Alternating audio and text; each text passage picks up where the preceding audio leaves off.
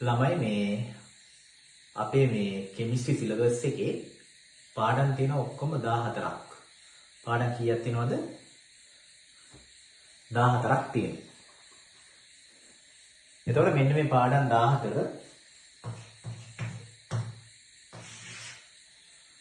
ගත්තහම ප්‍රධාන කොටස් අපි 4කට බෙදනවා. ප්‍රධාන කොටස් 4යි. එක කොටසක් තමයි මේ සාමාන්‍ය රසායනය. සාමාන්‍ය රසායනය.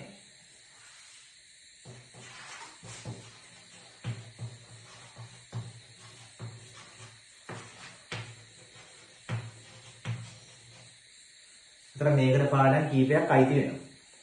ඊට පස්සේ ඊළඟ කොටස තමයි අකාබනික රසායනය.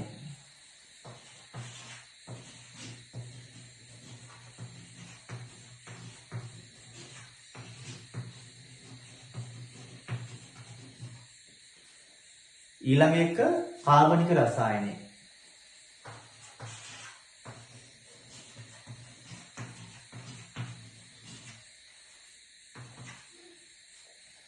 අන්තිම කොටස භෞතික රසායනය.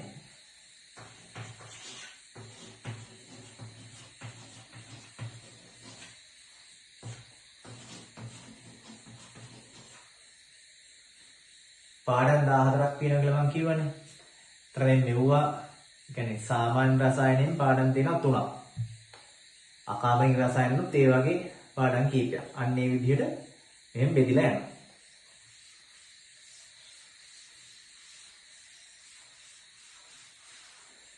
එතකොට අපේ මුල්ම පාඩම වෙන්නේ පළවෙනි පාඩම වෙන්නේ පරමාණුක ව්‍යුහය. ඒ කියන්නේ මුලින්ම අපිට තියෙන්නේ සාමාන්‍ය රසායනය කියන කොටසින් තමයි පටන් ගන්නෙ. සාමාන්‍ය රසායනයේ යටතේ තමයි පළවෙනි පාඩම, දෙවෙනි පාඩම සහ තුන්වෙනි පාඩම කියන තුනම තියෙන්නේ. එතකොට මෙන්න මේ සාමාන්‍ය රසායනයේ යටතේ තියෙන අපේ මේ පළවෙනි පාඩම. ඒ කියන්නේ සිලබස් එකේ පළවෙනි ඒකකේ නැත්තම් පළවෙනි පාඩම පරමාණුක ව්‍යුහය.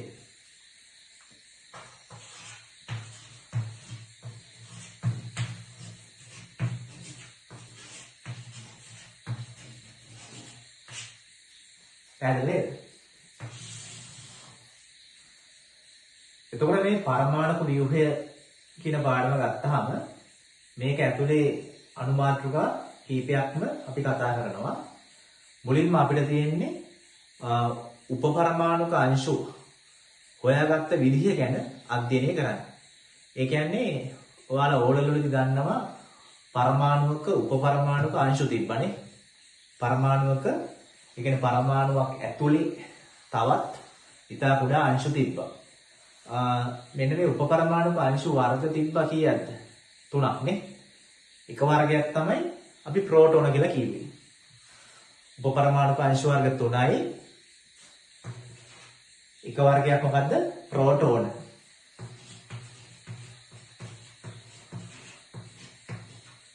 ඊට පස්සේ තව වර්ගයක් තිබ්බා නියුට්‍රෝන කියලා නේ.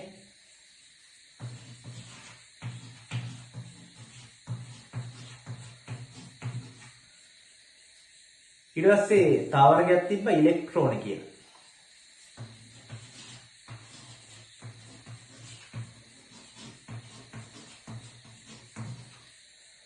එනම් පරමාණුවක් ඇතුලේ පරමාණුවටත් වඩා ඉතා කුඩා උපපරමාණුක අංශු කියලා හඳුන්වන අංශු වර්ග තිබ්බා 3ක්.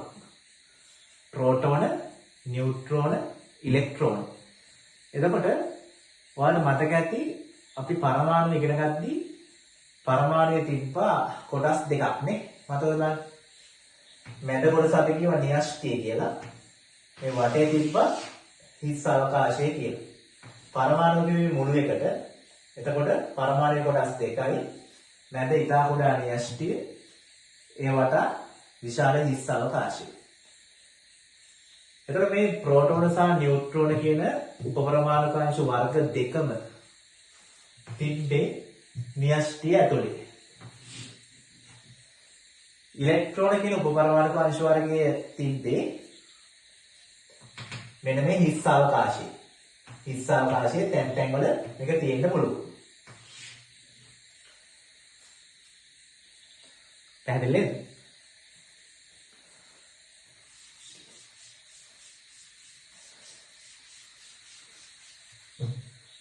ඊට පස්සේ දැන් අපි කතා කරන්නේ මෙන්න මේ තියෙන උපපරමාණුක අංශු වර්ග 3 හොයාගත්ත විදිය ගැන. ඇත්තටම කිව්වොත් මේකෙන් දැන් මුලින්ම හොයාගන්නේ ඉලෙක්ට්‍රෝනේ. ඒතර අපේ මුල්ම මාතෘකාව වෙන්නේ ඉලෙක්ට්‍රෝනේ සොයා ගැනීමේ පරීක්ෂණය. ඉලෙක්ට්‍රෝනේ සොයාගත්ත විදිය. ඉලෙක්ට්‍රෝනේ හොයාගන්න කලින් හරිද? ඉලෙක්ට්‍රෝනේ හොයාගන්න කලින් ස්ටෝනි කියන විද්‍යාඥයා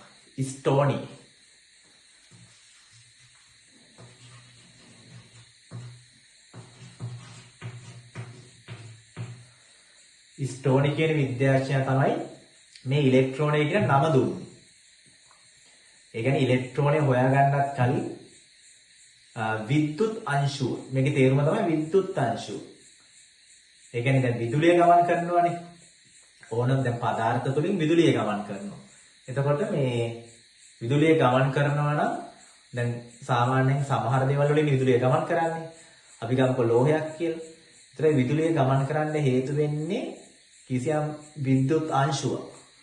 විදුලිය කියන්නේ අංශු ගොඩක එකතුවක්. අංශු සමූහයක් තමයි මේ විදුලිය කියලා ගමන් කරන්නේ කියන අදහස ඇතුව විද්‍යුත් අංශුව කියන තේරුම ඇතුව තමයි මේ ඉලෙක්ට්‍රෝනය කියන නම දුන්නේ ස්ටෝනි කියන කෙනා. විදුලිය ගමන් කරනවා නම් අනිවාර්යෙන් අංශු තියෙන්න ඕන. විද්‍යුත් අංශුවක් තියෙන්න ඕන. අන්නේ තේරුම ඇතුව තමයි ස්ටෝනි කියන කෙනා, ස්ටෝනි කියන විද්‍යාඥයා මේ ඉලෙක්ට්‍රෝනය කියන නම දුන්නේ. එහෙනම් මේකේ තේරුම තමයි විද්‍යුත් අංශුව. ඉලෙක්ට්‍රිසිටි කියන්නේ විදුලියනේ, විද්‍යුතේනේ. ඒතර විද්‍යුත් අංශුව කියන්නේ ඉලෙක්ට්‍රෝන කියලා. අමතක වෙන්නේ නැහැ. එතන මේ ස්ටෝනි තමයි එහෙනම් ඉලෙක්ට්‍රෝනේ නම් කරේ. මුලින්ම නම දුන්නේ එයා. එයා හොයාගත්ත කෙනා නෙමෙයි. එයා හිතුවා මෙහෙම අංශුවක් තියෙන්න ඕනේ කියලා. ඊට පස්සේ අවුරුදු කිහිපයකට පස්සේ ක්‍රෝක්ස් කියන විද්‍යාඥයා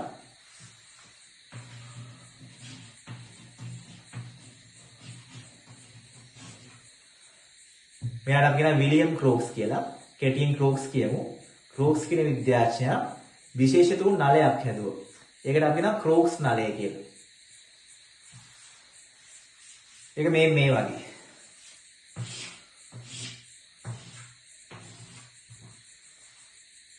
මෙහෙම ඊට පස්සේ මෙතන පොඩි සිදුරක් මේ ඇතුලේ තියෙන වාතය සම්පූර්ණයෙන්ම හරි නැත්තම් විශාල ප්‍රමාණයක් හරි මෙතනින් ඉවත් කරන්න පුළුවන්. ඉවත් කරනවා අනිවාර්යයෙන්. ඒක තමයි මේක තියෙන්නේ. පැහැදිලිනේ? මෙතෙන් සම්බන්ධ කරන උපකරණයක් රික්ත පොම්පේ කියලා. එතකොට මේ රික්ත පොම්පේ එහෙම නැත්තම් චූෂක පොම්පේ. මේකෙන් පුළුවන් මේ වාතය ඇතුළේ තියෙන වාතය ඉවත් කරන්න. ඊට පස්සේ මෙතෙන්ද සම්බන්ධ කරනවා මේ අපි කියන ඉලෙක්ට්‍රෝඩ දෙකක්. නැත්තම් තහඩු දෙකක් සම්බන්ධ කරනවා. මේක මේ තව එකක්.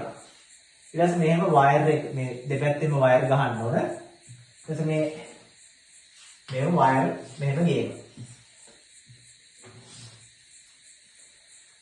ඊට පස්සේ මෙතෙන්ට සම්බන්ධ කරනවා එක පැත්තට ඍණාග්‍රේ අනිත් පැත්තට ධනාග්‍රේ. අපි හිතුව මේ පැත්ත ඍණාග්‍රේ ගැහුවා කියලා. මම මෙහෙම සලකුණක් දාන්නම්. මේ පැත්ත ඍණ කියලා අපි හිතමු.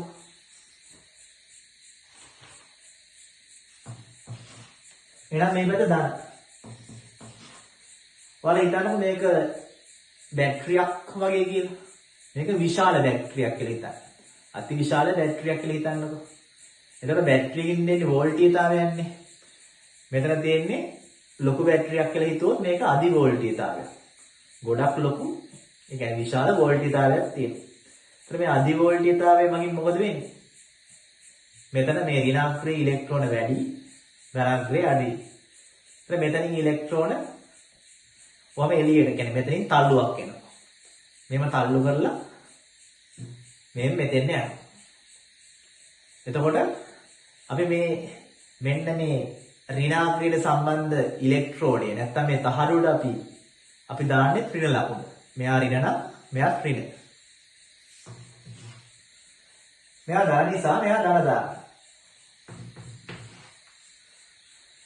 මෙන්න මේ කොටසට කියනවා මොකක් කියලාද?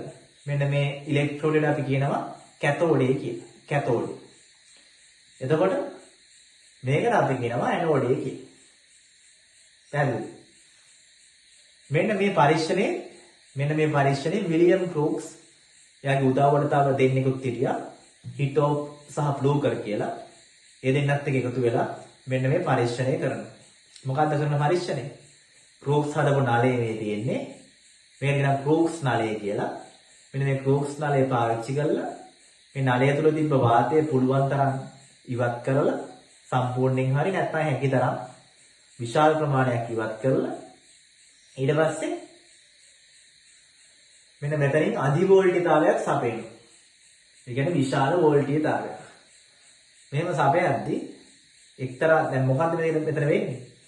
මෙතන ඉලෙක්ට්‍රෝන වැඩි නිසා මේ ඉලෙක්ට්‍රෝන මෙහෙම තල්ලු වෙලා මෙහාට යනවා. මේ ඉලෙක්ට්‍රෝන මෙහෙම මෙහි ඉඳන් මෙහාට යනවා තල්ලු වෙලා. ඊට පස්සේ මේක ගන්නේ පොඩ්ඩක් රත් කරලා. ඒ කියන්නේ මේ රත් කරපු කැතෝඩයක් තමයි ගන්නෙ. කැතෝඩය කියන්නේ මේ ඍණ ලෝහ තහඩු. හරිද? එතකොට මේ මෙහෙම ඉලෙක්ට්‍රෝන මෙතනින් තල්ලු වෙලා ගිහිල්ලා එක්තරා මොහොතකදී මෙතනින් ඉලෙක්ට්‍රෝන නිදහස් වෙනවා. මෙන්න ඉලෙක්ට්‍රෝන නිදහස් වෙනවා. නිදහස් වෙලා මෙහෙම යනවා. ඉලෙක්ට්‍රෝන විශාල ප්‍රමාණයක් නිදහස් වෙනවා එකපාරම. ඒතර එක පසුපස්සේ එක මෙහෙම හරියට නිකන් කිරණයක් වගේ. අපි ඒක ලකුණු කරන්නේ අර වෙන වෙනම දැන් එක ළඟ යද්දී අපිට එක ඉරක් වගේ තමයි පේන්නේ කියලා හිතන්නකො. එතකොට මෙහෙම මෙන්න මේ ඉලෙක්ට්‍රෝන ටික අපි ලකුණු කරනවා. දැන් මෙවුවා පටන් ගත්තේ කොහෙන්ද මේ ඉලෙක්ට්‍රෝන යන්න? කැතෝඩේ. ගියේ කොහටද? ඇනෝඩේට. පැහැදිලිද?